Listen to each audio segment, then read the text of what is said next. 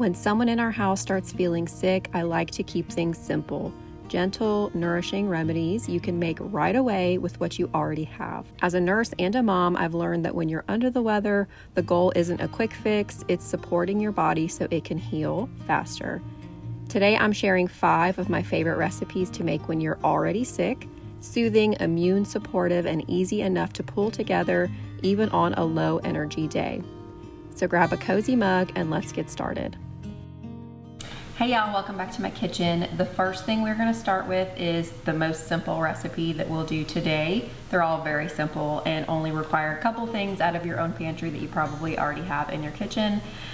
When anybody in my house gets sick, the first thing I do is think hydration. Regardless of whether or not there's vomiting or anything like that happening, your body's using up energy and minerals to heal. So you want to replenish those as quickly as possible. So something that is super simple is a mineral lemonade. Also so delicious and refreshing, especially if you're not feeling well and you can't keep food down. So all it requires is the juice of a lemon. So we'll get that squeezed in here, and I have a quart jar. You want to have a large volume of water, a quart jar of filtered water. So I'll go ahead and squeeze the juice of an entire lemon into here, and our next ingredient is salt. And not just your iodized table salt. We want to be using real sea salt. So I always use Redmond's real salt. I buy this in 10-pound bags because I use it for everything, all of my ferments, all of my cooking. It has trace minerals in it that are going to replenish your body, and at the very least with your water, just add a little bit of this salt into it and drink that if you don't want to do the whole mineral lemonade thing. So we are going to do about a half a tablespoon of salt. It's going to be nice and salty. If that's a little bit too much for you, then just do a teaspoon and start there. So a full lemon, a half a tablespoon of sea salt, and about a tablespoon of honey. And as you can see, I'm not measuring, and you want to give this a really good mix. Once it's nice and mixed up, at this point you could add some ice to make it even more refreshing if you like, or just drink it as is. It is so good. If you want it sweeter, add a little bit more honey. The honey is immune boosting on its own. This is raw, unheated, unfiltered honey from a local beekeeper. That is what I recommend. Honey on the shelf can be more processed, spike your blood sugar more, and not be as healing. So keep that in mind, and you want to be using the best salt that you can find. So this is refreshing, mineral rich, and gentle enough for the whole family, even the kids. This next remedy is perfect for a lingering cough or sore throat, and it actually tastes good, which is rare when you're sick. So you're gonna get a fresh pineapple, or you can use fresh squeezed pineapple juice from the store. And I'm gonna take about 2 strips of that, about 2 cups worth. We'll also get some fresh ginger. I'm gonna go ahead and peel that and just chop it. Everything is gonna go into the blender for super easy making. We're already low energy, we don't feel good, so we're gonna keep it simple. So I'll toss that 2-ish cups of pineapple, and we have about 2 inches of fresh ginger that I will also toss in there. We're going to squeeze the juice of 1 lemon into the blender on top of everything. Add about a tablespoon or 2 of honey, or you can omit this ingredient if you are serving to kids, but I like to add about a 1/4 teaspoon of cayenne pepper. This really does help. Pineapple is rich in bromelain, which helps break up mucus, and honey naturally coats and soothes the throat. I take a spoonful every few hours or stir it into warm water or tea. For little ones, I usually give a half to 1 teaspoon every hour as needed, depending on age. And this stores in the fridge for up to 7 days. This should last throughout your illness. Remedy number 3 is something I call a medicine man shot.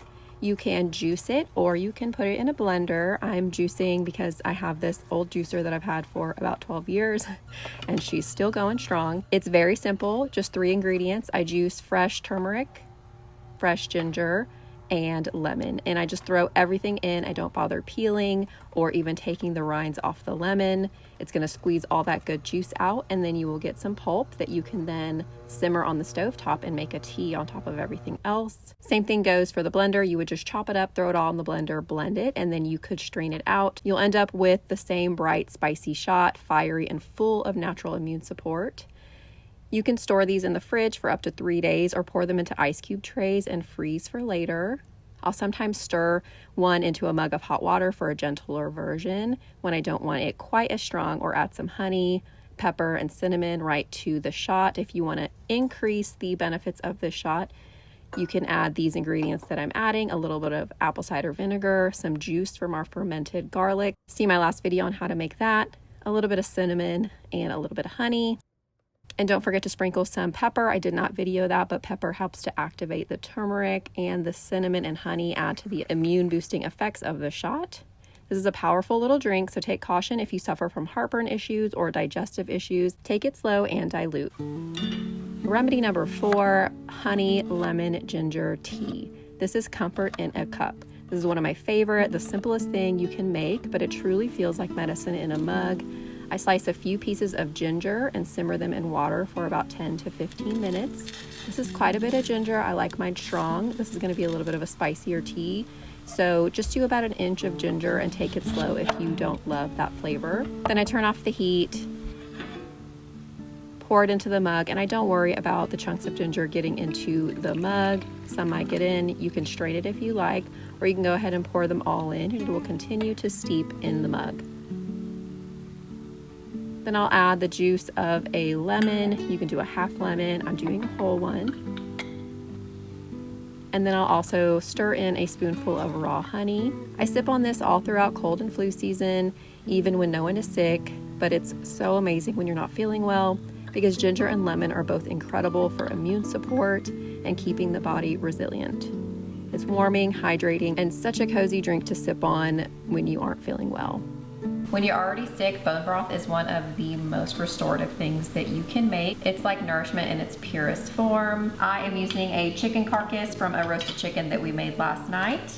You can use any type of bones that you want to use or that you have on hand. Beef with all the good marrow in it. A chicken carcass. Since I'm doing a chicken, we have some backyard raised chicken feet that I'm going to add in there. So the collagen from the feet supports joint health, gut healing, and even the integrity of the gut lining, which is really good when your immune system is already working overtime. So if you're not feeling well and you just want something quick, the Instant Pot is a lifesaver. I really love to do my bone broth slow, 24 hours in the slow cooker or on the stovetop. However, you can get it done quickly in about 1.5 hours to 2 hours in the Instant Pot on the pressure cook setting. So that's how we're gonna do it. Since you are already not feeling well and you need to get some nourishment in, you'll still get a golden, deep flavored, mineral rich broth. And then this also becomes the most perfect base for a quick chicken noodle soup if you wanna throw in some veggies. I also keep a stock of frozen veggie scraps. So these are like onion peels, which have their own medicinal benefits. Antioxidants and whatnot. All of my garlic peels I leave in here, and then I use them in like tops of peppers and things like that. So I like to throw some of these veggie scraps into my bone broths just for some added nutrients and flavor. Also, I did want to mention these chicken feet. They add extra collagen and gelatin, and that's where you get that rich, slightly jiggly bone broth once it cools. It's a sign of deep nutrition. So now I will add in a couple of tablespoons, if that, of some apple cider vinegar. This helps to pull all the goodness out of those bones. And then I will cover just above the bones with water. I think this is where a lot of people mess up, and they're like, oh, my broth wasn't, gelatinous or jiggly after I put it in the fridge for 24 hours. And I think sometimes the problem is too much water and not enough bones. And I think that if you fix that, cover just above the bones and do it low and slow for 24 hours. You can even get that jiggly effect from the Instant Pot if you add in some extra collagen like those feet. Cover this with water.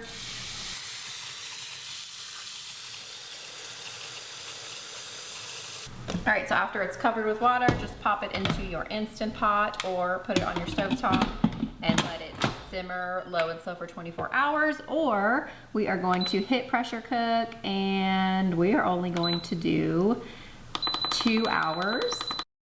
When you're sick, overeating can actually slow healing. Digestion takes a lot of energy, and your body needs that energy to fight off the illness. So keeping things light and nourishing, like bone broth, allows your body to rest and focus on healing. You can drink it straight or add a few slices of garlic, green onion, or shiitake mushrooms to make it even more immune boosting. This bone broth usually lasts in the fridge for up to 7 days and in the freezer for up to 3 months.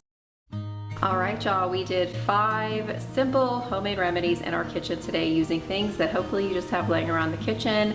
It is simple. It is easy, and I know it might not feel easy in the moment when you don't feel good, but you'll be so grateful that you took the time to care for yourself and your family in this way. So I hope you feel so good knowing that you can do these things in your own kitchen. I am a nurse, but I'm not your nurse. This is what works for my family, and I hope it works for yours too, but this is not medical advice. If you really loved this video and the type of things we're doing here, don't forget to check out my last video, the 7 homemade remedies to prepare before sick season hits. We have things like fire cider and elderberry syrup and some fun tinctures. So I hope that you can go and learn something from that video as well. I will link it below in the description, and it should pop up in the screen above as well. Thank you so much for spending your time with me. I appreciate you being here. I hope you get well and stay well, and until next time, bye y'all.